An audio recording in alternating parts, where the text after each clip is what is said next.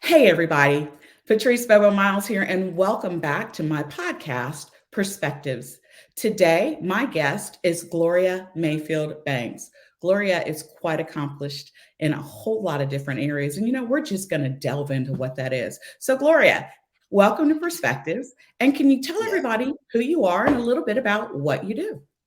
Okay, Patrice, I'm very excited to be here with Perspective. I'm very excited to be here on your podcast. I'm very excited to meet all my brand new friends. I collect friends all the time, and I'm so excited to be here with you guys. I'll tell you a little bit about me, and then we'll dive into whatever you want to talk about. I'm from Detroit, Michigan. I'm born and raised. I'm always very proud to say I'm from the Midwest. In fact, I was talking to somebody the other day, and they said they were from California. They were from LA, but they were raised in Northern California. And I said to them, have you ever been back east? And he said, yeah, I've been to Ohio. I said, that ain't east. Okay.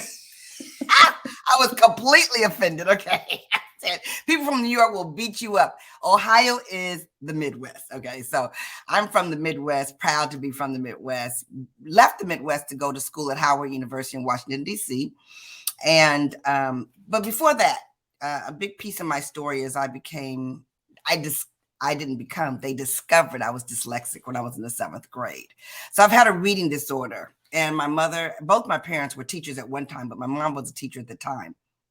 And so it was quite an awakening, because you can imagine many, many, many years ago, they didn't have tools. They didn't have the things that people would test to discover that. So that's a little piece of my journey, but finished high school, went on to Howard University, studied business there, then went to Boston to work for Polaroid Corporation in a leadership program that they had coming out of college. So I'm always about all the programs that young adults can get into. And so I went there for 2 years. And after that, I applied to Harvard Business School and got into Harvard Business School. And we can talk a little bit about that. And went there for 2 years, left there and started selling for IBM, became one of the top salespeople in the Northeast for IBM, was really proud to be part of the 100% Club, and yada, yada, yada. That was pretty cool. And throughout all of that, I tell my story was one of domestic violence. My very first day at Harvard Business School started with a black eye. And we can dive into that, because I tell people very loudly from any stage I'm on, I tell them that the biggest challenge we have with domestic violence is silence and no one talking about it. To date, Patrice, I'm a keynote speaker, I'm an author, and I'm a business coach, a success strategist for women in particular. And I believe that everybody either is or deserves to acknowledge the fact that their gifts will lead them to a place of super bad all day long, like just all day long. But my journey took me into entrepreneurship, which I had absolutely no desire for. I was positioning myself to be in the C-suite. And that's why I went to Harvard Business School, because I really wanted to break the glass ceiling, until I found out it was brick. But I went over to my girlfriend's house, and she had a Mary Kay skincare class. And I had absolutely no intentions of buying it. I didn't wear makeup. I wore one lipstick. My lipstick, I don't even know what brand it was, but at the time, that lipstick matched everything in my closet. So I was all set. Didn't wear, wore mascara when it was important, put on eyeshadow when I had to go out, and it was brown. You couldn't tell where I put it. So I had no talent in that arena at all. However, as I sat at that skincare class, I knew that I was going to quickly be going through a divorce. I knew it was going to come upon me soon. So although I was a very well-paid executive, I still wanted extra. And I believe that so strongly with most people, is that more is what they want. And it's not just more to gather, it's more to give. I really do believe ambitious people want more so they can give more. So that's what happened to me. 5 months later, I earned the use of a car. And, 12 months after that, I was in my first pink Cadillac. And through many records broken at the company, I ended up as number one for 6 years in a row out of 3.5 million women. And in the 40 countries that we represented, I built in 9 of those countries. And so it's been an exciting bit. And for the last 1.5 years, I've graduated. That's the term I choose to use. I graduated, and so here we are today, teaching women about building confidence and building top sales teams. You've had quite a journey, and for my viewers who are watching, you know I have the tendency to do these podcasts with people that I've known for a very long time. Um, and I have known Gloria for, geez, 20, Woo! Let's not even talk about it. Let's not double talk. digit years. Known Gloria for double digit years. And so I really got to have a front row seat to what that escalation to success looked like for her. You really And to say that she excelled is kind of an understatement to what she really did. She broke many Mary Kay company records and set new ones. Um, just a phenomenal career there, and she has a lot of women that through that career she has coached to become business entrepreneurs, successes, and millionaires in their own right. So it wasn't a surprise to me when Gloria pivoted into what it is that she's doing now. And so I'm going to take a couple steps back for a minute, Gloria, and I just kind of want you to follow with me. So you were in 7th grade when you found out that you had dyslexia, correct? right. So prior to that diagnosis, do you remember how you felt in school as a child? Ooh, girl, yes. I so completely remember that. And Patrice, no one's ever asked me that question, although I've thought about it a lot. And I remember specifically always getting out of test day. Whatever I had to do, I was not showing up in that school on test day because I always knew I needed extra time. And if you went to school the next day after test day, they always sit you in a classroom by yourself and gave you as much time as possible. And I remember doing that so often. And it was very challenging for me since my mother was a teacher. So she knew all the signs. All the signs. I mean, she would come in my room and I'd rub my head. I got a fever. I could make sure I had a temperature. I mean, I would spit up. I would do whatever I had to do to stay at home. And I want to say that fast forward many years later, I was asked to keynote at a school that was built in this area of Maryland for dyslexic students. And I walked into the lunchroom. A lot of students from all grades there. And so we talked about it. And as I talked to them about my experience, they started crying because we could identify what it felt like to feel different, to be different. And no one could understand, no one could understand the inability to read a sentence in the direction of the words that everyone else saw it, but we didn't see it that way. And not understanding how to do multiplication. It just didn't make sense. The numbers didn't make sense. The way that people looked at it didn't make sense. The way to count money didn't make sense. The way to look at the clocks didn't make sense. It was a lot. There's different levels of dyslexia. And I guess mine was pretty deep because I couldn't do any of those things. And some people can do one or the other. I was with a teacher once and she told me at that school, which, I was in my 40s by the time I found this out. She said that you hear differently, Gloria. You phonetically hear differently. And that's why you can't spell. So the only words that I can spell is literally the words I've memorized to spell. So there's a lot of words that I remember driving. I tell this example all the time. I was driving in the car with my husband and I said, "Can you spell simple?"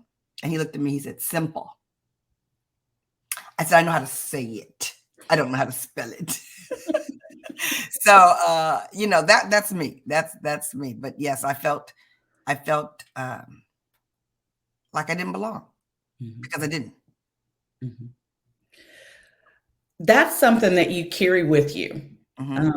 Obviously, you got tools and people in place because you did graduate high school. Mm-hmm. You did graduate Howard University. Mm-hmm. So tell me a little bit about how you navigated with dyslexia and understanding you had it.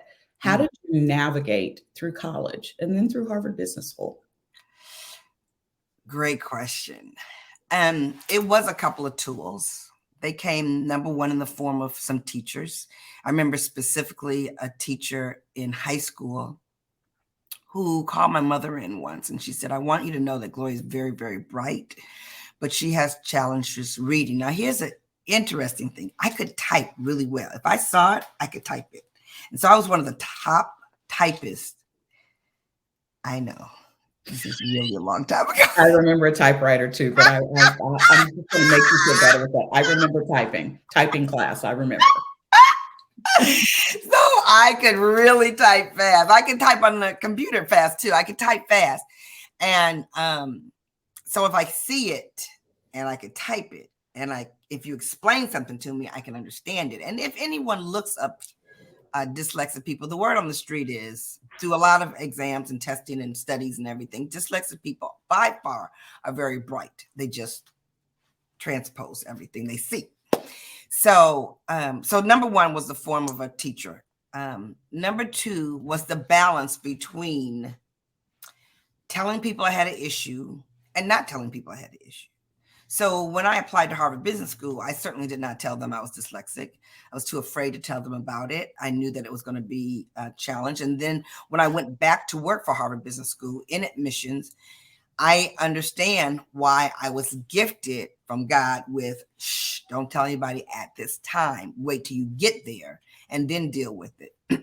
However, when I did attend Harvard and when I was at Howard University, there were times when I would tell people I was dyslexic and it would make a difference. I remember a girlfriend of mine who became one of my best girlfriends at Harvard. She would read to me every day, like every day. She would read the case studies, which were a lot of case studies every day. The thing at Harvard was, it has, number one, I tell people all the time, it earned its reputation for being one of the hardest schools ever. I've never still to date ever worked as hard as I worked while I was at Harvard Business School. So she read to me every day and I explained to her what she read to me. I understood it. I just didn't know how to read it. So she would read it, I'd explain it, and we worked hard to get through there. But there was a time when I had to tell a teacher, a math teacher in particular, that I was dyslexic. He took me to his office. I had almost failed out of his class. And I learned the tool of humbling yourself. I learned the tool of believing in people, that people don't want to fail you. They want to see you pass. They want to see you do well for the majority. And so many times in our head, we think that people don't, that they're out to get us. And they're really not. Mm-hmm. The majority of people are not out to get the reason sometimes we think that, Patrice, I think is because it's in the TV. It's in the magazines. It's everything we see. Everything that's, what's the word? Sensationalized is all about the bad things that happen to us, but the majority of things that happen to us are good. So those are the tools I used to navigate my life with this reading disorder. You know, I think just again, knowing you and knowing your story, that the diagnosis of dyslexia has played a huge role in the successes that you have now. And so who would think that a learning disability mm-hmm. would be such a key factor mm-hmm. in how you have transgressed from being that child who didn't understand why she couldn't read, didn't understand why she couldn't understand the numbers, didn't understand that, to having so much that you overcame. Mm-hmm. And the empathy that you take into working with the clients that you work in now, you know, it just has kind of weaved itself into, okay, so I had a problem, but not every problem is going to be something that's going to keep you from right. achieving your dreams, right? Right. Exactly. And, you know, we've talked about the dyslexia. You've mentioned the domestic violence. Mm-hmm. Do you feel that there was a part of you that still felt a little unworthy for the happiness in a marriage? Or were you just, I've married this person and I don't want to see this fail, because failure is never an option for me? Mm-hmm, mm-hmm. How does that sit? Well, Patrice, it was a second for sure. Sure. Because there are times in my life that I have felt unworthy. I want to say that out front. And because you've had such a close view of that in my life, one of the major tools that has been a huge part of my success, even in the limelight of dyslexia, has been good girlfriends. And that's why I believe in good girlfriends. And I think that girlfriends play a huge, huge part in our success if we allow them in and for them to accept you as you are. But for me in my domestic violence situation, number one, I tell people this all the time. Things that are your gifts can also be your challenges. So this optimistic attitude that people see, this happiness that people see, this energy that people love about me also caused me to stay in a domestic violence situation for 10 years. And I tell people that I'm a very smart, successful, powerful woman that stayed in domestic violence for 10 years. My mom didn't know. My sisters didn't know. I didn't tell anybody. And it was bad. I mean, it was bad. But, domestic violence is a very wide range of struggles. But mine was very real and it was very deep. But I'm telling you, I got married on August 4th. My birthday is September 8th. Before my birthday, I was at a marriage counselor. So within 30 days. And that marriage counselor said to me and him, this marriage will never work. In one session, he said, oh, this marriage will never work. And I said, oh, yes, it will. And I never forgot that. I was like, oh, yes, it will. Like, who do you know? Like, you only sat down with us for 45 minutes, blah, blah, blah, blah, blah. So I went for 10 years trying to prove him wrong, me wrong. The other thing that people need to understand is that domestic violence wasn't in my domestic violence and divorce wasn't something that I saw before. And it's very interesting. 1 out of every 3 people walking around in the United States has either seen it, is aware of it, or participated in it. And so it's very, very prevalent and it's generational. Now, I don't know where it happened in my family before. I don't know. Or maybe it happened in his family before. I don't know. But what I do know is that I was destined not to fail at this marriage. And I was willing to give it all that I have. And I think that when I did divorce, I, number one, knew in my head, I did everything I possibly could have done. And that's why I didn't have a lot of regrets. I knew I had given it everything because it started before we got married. Honestly, the night before we got married, he threatened me. And I said, and I gave him his ring back. And I said, my father's in the house. You're not going to touch me. And he didn't, but the threats were there, so it started. So that was a big part of it. And the second thing was, I believe in therapy. I believe in other people getting therapy. I believe that people who are therapists have studied as many years as a physical doctor or, as a doctor has gone to school, and we run to them immediately. So anyway, I went to this therapist and I asked her this question. Why am I not crying? Why am I not falling apart now that I'm divorced? Everybody tells me I'm going to fall apart. Everybody tells me I'm going to shrink. Everybody tells me, she said, because you cried so much in the marriage. Mm-hmm. I said, oh, got it. Left that office. That was in that conversation. You are smart, chick. I'm out of here. I am ready to take on the rest of my life. And that's exactly what happened. And highlighting these very real challenges, because as women, some of us have faced one of these challenges or both of these challenges together. Yeah. And even through those challenges, because when you started, before you graduated from your career in Mary Kay, you were already a domestic violence victim. And by the time you got to where you were in Mary Kay, you were a domestic violence survivor. And through all of that, through the dyslexia, through the trauma of what all of that brings, you were still able to bring to the table a very positive message, a very strong sense of leadership as you helped women develop themselves. So my next question to you is, how did you do that? How did you find the strength to dig that deep through your own Mhm. traumas, through Yeah. your own trials? Because we know both your children were bad. Girl. Now you had some bad children on top of that. You know, they were bad, but they were young, so they can be bad when they're young. How how did you get to be Gloria Mayfield Banks? Yeah. That's You a know what I great mean? question. Yeah, I do know what you mean. My kids are gonna kill you and me, okay? It's okay. Girl, teenagers are for real. Yes, they are. Every time I'm in front of some group, I was like, raise your hand if you got teenagers so I can pray for you right now. And just pray for you right now. You know, somewhere between 13 and 21, somebody's going crazy. And usually it was me. I was But just praying I didn't end up under the jail through that right, period of my children's girl. life. I Yeah. mean, let's talk about it for real. And I gotta say, you look fabulous today. I just want to say that you Well, absolutely look beautiful. thank you. Okay, so a couple of things happened. Number one was the gift of transparency.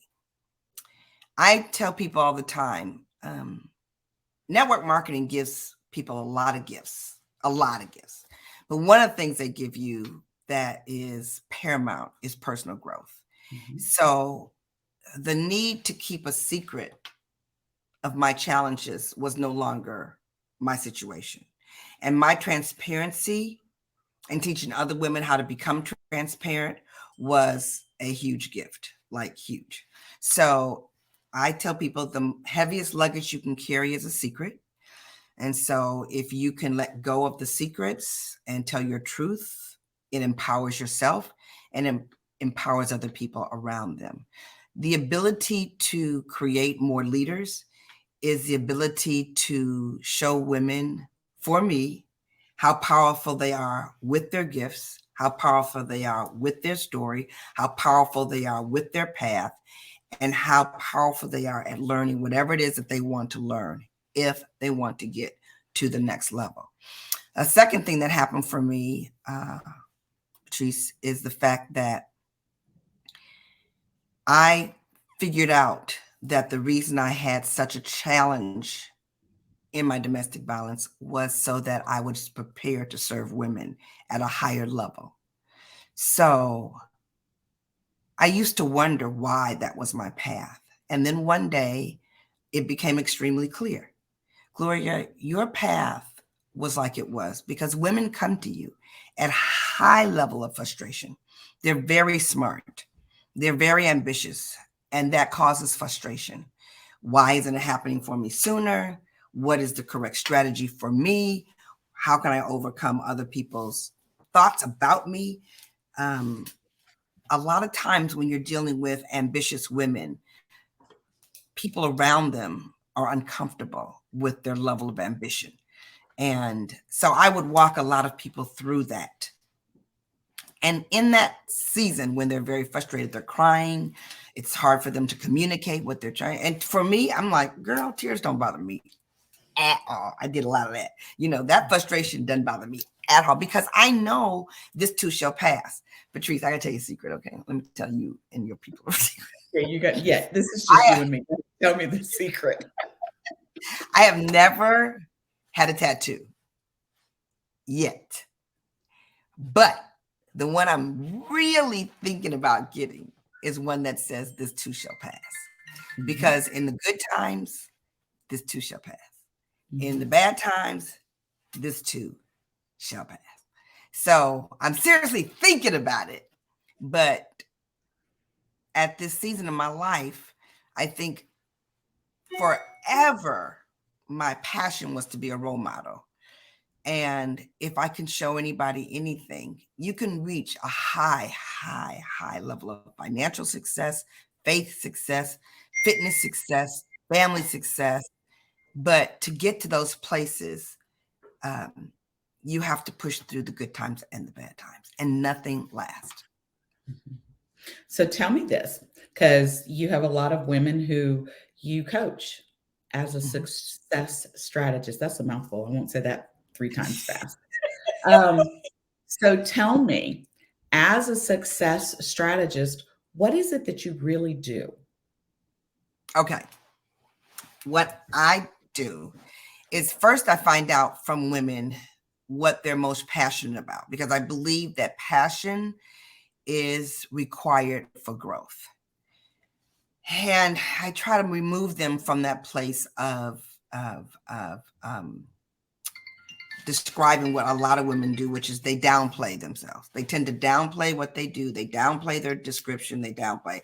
There's three areas that I feel that my gifts lie in, because God spoke to me on August 15th, several years ago, and he told me clearly my purpose was to take people from ordinary to extraordinary. So what I do is I successfully strategize with them for their success strategy. And in a nutshell, it really is around these three areas. It's around women building their confidence and teaching them how to build confidence in others. Because if you want to conduct yourself in such a way where you have more, you've got to expand your 24 hours. And it's impossible to expand your 24 hours without soliciting the help of other people. The second thing is a successful team. I've been in sales for a very long time, but it's not just a sales team, but that is my primary experience. But I also have built a successful business. Like 1 year we did over $35 million in retail sales. And so it's a playground of experience. And the third area is leadership skills. A lot of women want leadership skills, and they're looking for other women. Patrice, as we're out there, you will see so many men teaching these skills and not enough women teaching the skills. So I'm putting my hat. I want to get in the room. I'm in the room. I'm clearly in the room. But my job is to turn around and make sure other people get in the room. And then my biggest goal is that they turn around and make sure other women are in the room. Well, interestingly enough, I coach in a different sector than you do, and I know as I'm working with my clients, and for my clients, it's emotional money management, right? But I always find that in order to get to that level of success with my coaching, that regardless of how successful someone is, there is still a question when we're working with women. They are still questioning their value, questioning their worth, questioning whether or not what they're bringing to the table is enough. Is it ever good enough? Am I good enough? Am I worth this level of success? So, as a success strategist, how do you work through because those are very real minefields, very real minefield.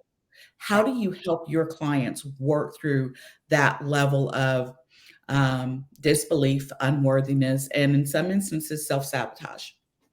Yes, absolutely. Great question. Okay, so the first thing I tell people is you have to learn how to look at the stair instead of the staircase. I love Martin Luther King's quote that says, you can look at the staircase, but you can't get anywhere. And he doesn't say it just like this, but you can't get to this top unless you take the first step. So I think that confidence is built success after success after success. So I'm very good at teaching women how to get to the next step, how to create a target, and how to hit that first target, and how to celebrate that target. Because I know that when you get to the step, you can be so focused on the staircase, you forget to celebrate. So therefore, you don't even know that you really made a difference, that you How really important is climbed. that celebration? A celebration is very important. I don't care whether it's a small celebration, a big celebration, a quiet celebration, a community celebration, but the celebration is the acknowledgement, because you can't change what you're not willing to acknowledge. So if you acknowledge that you've done something well, then you can acknowledge that you can do it again. That's number one. Number two, I teach women how to remember who they are. Women sometimes forget the level of capacity they're willing and able to carry. So there have been things that happen in our lives or words that have been said to us that help us shrink ourselves to a level that we call a comfort zone, when the last thing it is comfortable. It's not comfortable. And so you have to be able to acknowledge that next step. Where am I going for that next place? And how can I get there? And how important is it for me to have it? So acknowledging. The third thing I talk about is, what words are you saying? Like, what are the words that you're saying in order to guide yourself to another place? I think that I was teaching the other day, keynote, and I still believe in goal posters, handwritten with paper, pencil, glue stick, whatever, and put, because the subconscious mind is the most important thing we have to manage. And so when you decide what you're going to look at, I got a goal poster here that I made, I got a goal poster there that I made, I got a goal poster at my house that I made. I have goal posters around me because it does bring to the forefront the things that are most important, because many times we get so distracted. Here we are in the mid of 2023. And I will tell you, a lot of us set big goals for what we're going to do in 2023 in January, and we're not there yet. So, but we're not out of time. We're not out of time, but we could be out of focus. So if you bring it back into focus and you discard your distractions by putting the right things in place, your success can come at a faster rate than you thought. Okay, my dogs are back. So, remember I told you this was live? That's my doorbell. Hold on a second. Oh, your doorbell. Don't you love that?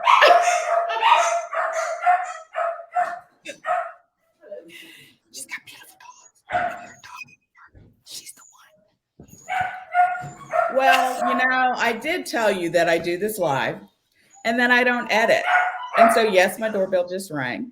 And so, yes, I just let my niece into the house and now she is quieting the dog. So I apologize for that. I just told your audience, I said, if she's a dog lover, if you love dogs, she's the one. I have 3 little dogs, and my Bo is the worst. So I love the passion that you bring to the table, because you have always brought so much passion along with your knowledge, your skill, your education. So how have you managed, because I'm trying to figure out how I want to ask you this question. How have you managed to turn what was a passion into what it is that you're doing right now and helping other women grow and develop their leadership, their businesses, their skills? Okay. Well, I will tell you honestly, it's been a little bit of a challenge, because what I really honestly believe that I do well is teach women how to handle the intangibles so that they can get the tangibles. I really do believe that when I talk about peace, and I spell it differently because I'm dyslexic. That's okay.